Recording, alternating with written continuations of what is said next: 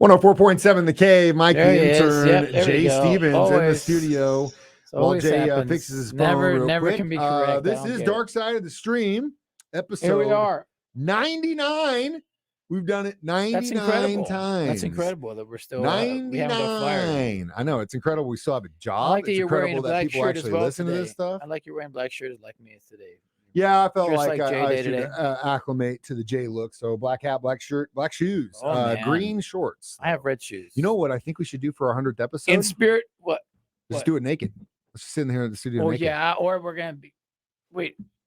In spirit of David Bowie, I put on my red shoes to dance the blues. You know, the funny thing is, Jay and I have almost the same exact sneakers. His is red, mine are black, which is completely random. Neither of us knew. World. Yeah, normally these are I would colors. be the one your wearing the red, colors. and he'd be wearing the black. But for some reason, I got to give the people what they want—a little flash of color. All right, now that we got our outfits down, and the fact that we're going to do this show naked on our 100th episode next week, this was my pick, and it was the Netflix documentary called "How to Fix a Drug Scandal." It came out a couple years ago.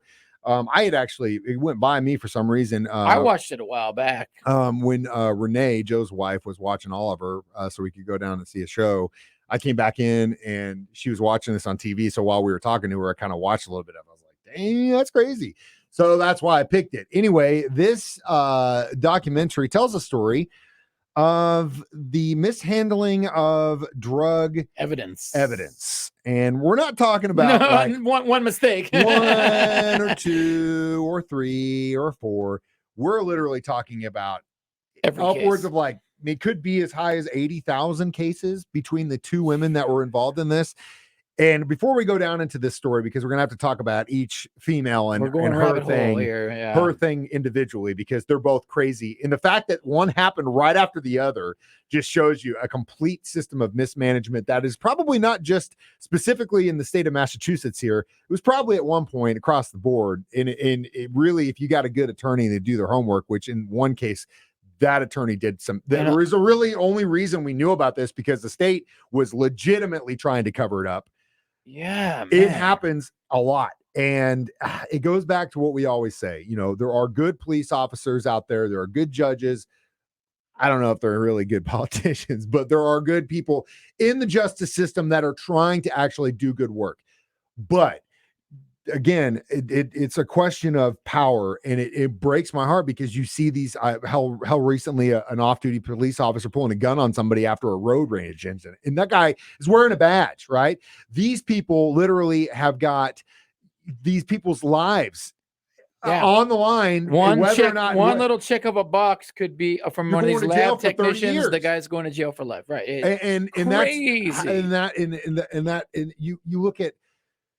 So in this case, one of these women that was literally smoking crack 10 to 15 times a day, how hard it is to get a job at Costco, right? Yeah.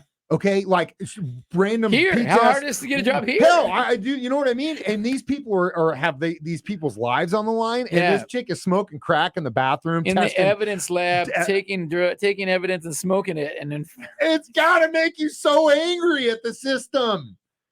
It's got to. I don't know how the hell you can watch this and just not be. I'm so glad it wasn't the state of Missouri because I would have been burn it down. Yeah, this is up in Boston or whatever. But it's crazy. It's just an insane story. And we'll start with the first lady that got busted on this crazy trip. How to fix the drug scandal next. Dark Side of the Stream on 104.7 The Cave.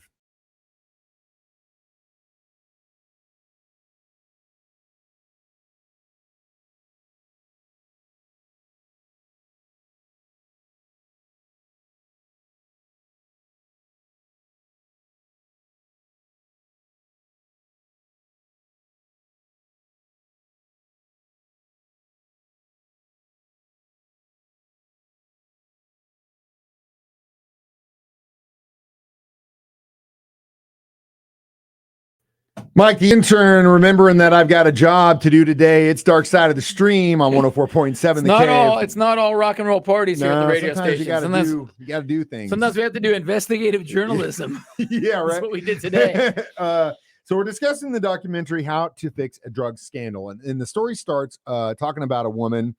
Her name was Annie Ducan, I believe. And she was working for the drug testers in Massachusetts. Crime lab or whatever, right? Is that what it's called?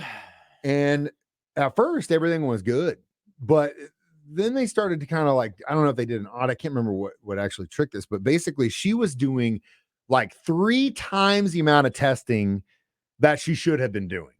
Okay, like, let's say that, for example, in a month you do 100. She was on meth, man. No. We're not doing it. We're doing the first chick that got busted.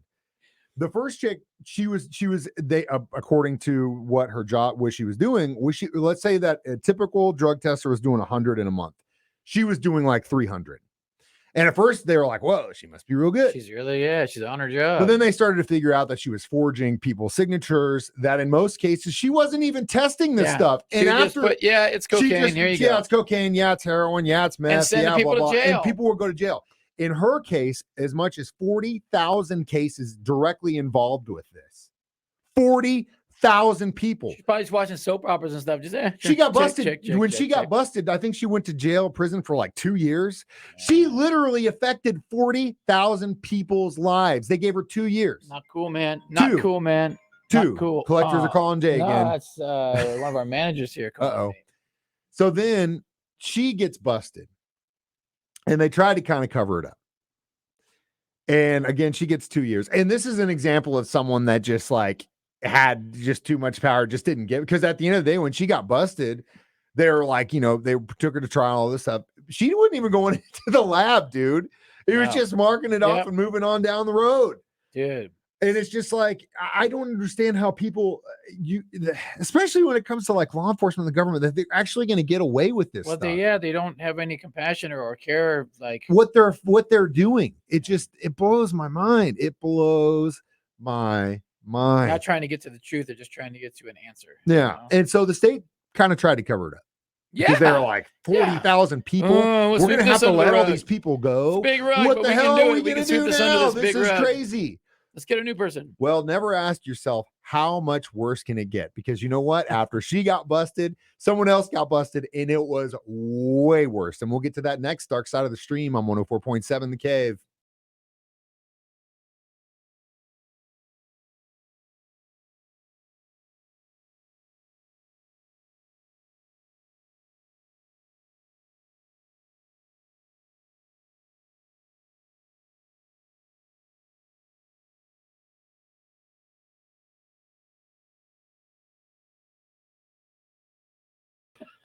Jay Stevens, Mike the Intern. He's trying to gross me out. It's Dark Side of the Stream on 104.7 The Cave. Episode 99. Episode 99. We're almost to the hundo next week. Get ready. We're going to be doing this thing naked. All right. So we're talking about how to fix a drug scandal. So this one chick gets busted.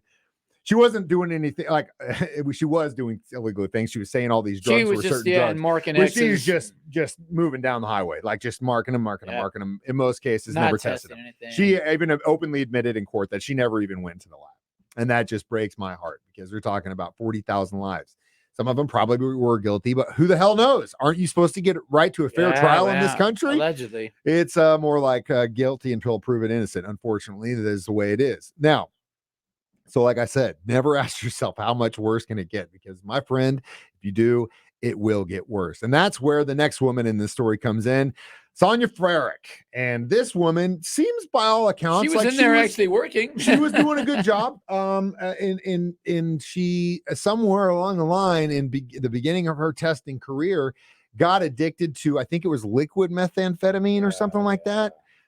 And then got a taste for the old speed, and then at a certain point was smoking crack 10 to 15 times a day and getting free crack from the evidence lab. And was taking all of it from the drugs. I remember the scene from Cheech and Chong's Up in Smoke where they're trying to find grass. And one of the hippies they pick up is like, oh, I got this girlfriend. She can hook us up. And they go to the police station and she works in the evidence locker. Yeah. So this has been happening for a long time. She opens up the cabinet. What do I feel like taking today? There's just, it's all there. She pinched a little bit. They're never going to know. Oop, I pinched too much. I better throw some I don't know how the hell you're able to pull off smoking crack in your office's bathroom 10 to 15 times a day and not get busted. And she did this for years. How do your coworker not know you're cracked? The other thing that's crazy about this is that the state knew about it and let her continue to test for like 6 months after the fact. And they still let her do it. Yeah. Hey, don't do that anymore. Okay, what?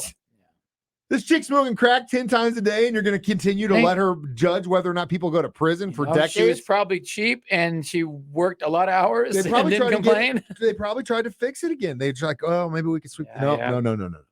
The other crazy part about her story is that they go what ended up happening is one of these guys got busted for supposedly having heroin in his house. He had a really good attorney who went back and found out that this woman had marked all of these things on his date where he had supposedly had heroin, all these other cases where she tested him positive for heroin. So they went into her day that day.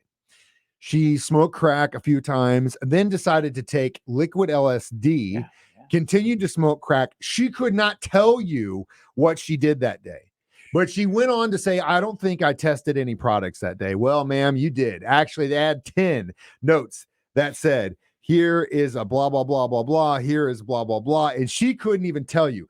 The crazy thing about this is that I'm not going to go on record and say any or all the drugs that I've done in my life, but I will say this.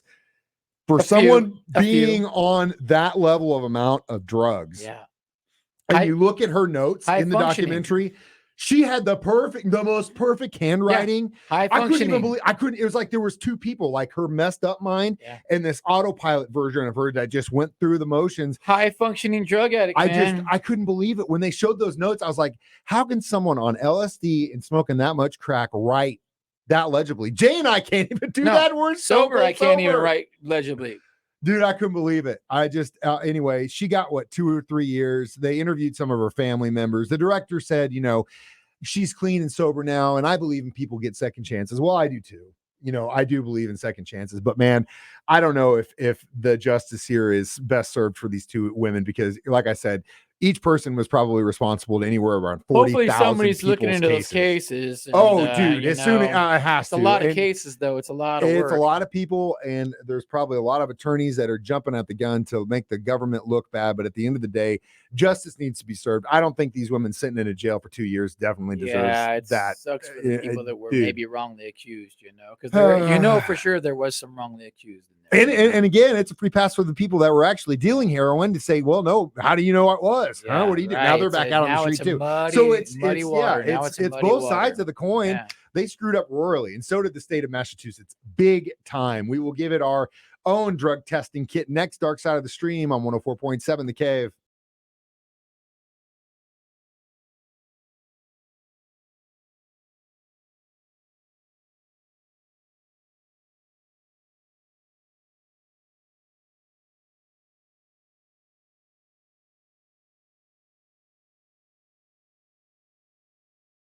Oh, 4.7 The Cave. Mike the Intern, Jay Stevens back in the studio one more time for How to Fix a Drug Scandal on Netflix, our episode of Dark Side of the Stream. So how many botched drug tests would you give this documentary? 3.5. Yeah, it's pretty standard. It wasn't a bad documentary. I thought it wasn't heavy-handed because they had so much to talk about. It didn't drag out like sometimes they drag out too long. It was to the point. Average, Filmmaker, I think, did a good job of telling the story. I don't agree with him in the sense that he kind of, tries to make Sonya look a little bit more better than she's rehabbed. Dude, you screwed up so many people's lives. You have no idea. And I hope you wake up every day knowing that you did, because that ultimately should be the best form of punishment, but we'll see if that actually happens. I agree with the 3.5 botched drug tests. All right. So Jay gets to pick our 100th episode. What are we going to watch? And we kind of talked a little bit about it just because we had some options for our 100th episode, but I think one movie or set of movies that really has impacted our lives, probably everyone out there's lives, is the Star Wars series, the original Star Wars ILM documentary about the guys that basically created modern day special effects. A ragtag bunch they threw together. They didn't know what they were doing, and they ended up making Star Wars. And bunch of pot smoking hippies, that bunch of guys from the beach experiment, and they just wouldn't take no, or were too dumb to know that, hey, this is impossible, and they just went for it, man. And it's amazing. Yeah. It's an amazing documentary. And as far as special effects go, Industrial Light and Magic were the guys. They still are. The guys. I mean, yeah, they are, but definitely any kind of movie that had special effects in the late 70s, 80s. It was them. These were the guys, and they were just a bunch of goofballs, nerds, outcasts, and they figured it out, man. So it's a good one. It's a very good documentary. Tune in next week, 9 a.m. to watch Jay and myself naked on Dark Side of the Stream, our 100th episode. I'm Mike the Intern. This is Jay Stevens reminding you we watch movies documentaries so you don't have to. It's Dark Side of the Stream on 104.7 The Cave.